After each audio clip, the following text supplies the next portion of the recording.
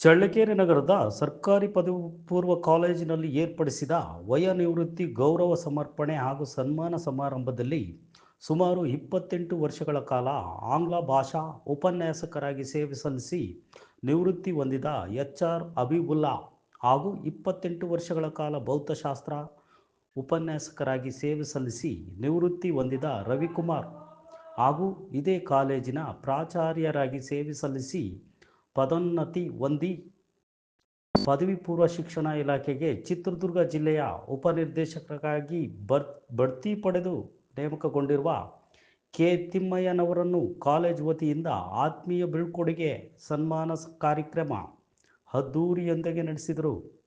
ಕಾಲೇಜಿನ ಎಲ್ಲ ಉಪನ್ಯಾಸಕರು ಹಾಗೂ ಸಿಬ್ಬಂದಿಗಳು ಸೇರಿ ಸನ್ಮಾನಿಸಿದರು. ಇವರುಗಳು ಉಪನ್ಯಾಸಕರಾಗಿ ಸುದೀರ್ಘ ಸೇವೆ ಸಲ್ಲಿಸಿದ ಇವರುಗಳು ವಿದ್ಯಾರ್ಥಿನಿಯರಲ್ಲಿ ತಮ್ಮ ಒಡನಾಟ, ಪಾಠ ಪ್ರವಚನಗಳಲ್ಲಿ ಮನ ಮುಟ್ಟುವಂತೆ ಬೋಧನೆ ಮಾಡುವ ಮನೋಭಾವ ಇತ್ತು.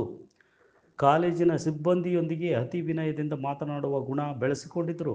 ಈಗ ನಿವೃತ್ತಿ ಇವರ ಜೀವನ ಸುಖಕರವಾಗಿರಲಿ ಎಂದು ಆಶಿಸಿದರು. ಈ ಸಂದರ್ಭದಲ್ಲಿ ಪಿ.ಎನ್. ಕೃಷ್ಣಪ್ರಸಾದ್, ವಸಂತಕುಮಾರ್, ದೇವೇಂದ್ರಪ್ಪ, ಲಲಿತಮ್ಮ, ಪುಷ್ಪಲತಾ, ಎಂ. ಶ್ರೀನಿವಾಸ್, ಸಾಹಿತಿ ಬೆಳಗಟ್ಟೆ ನಾಗರಾಜ್, ಶಾಂತಕುಮಾರಿ, ರುಕ್ಮಿಣಿ, ಜಬೀವುಲ್ಲಾ, ತಿಪ್ಪೇಸ್ವಾಮಿ, ಮಂಜುನಾಥ್, ಎಸ್. ಲಕ್ಷ್ಮಣ್ ಇತರರು ಹಾಜರಿದ್ದರು.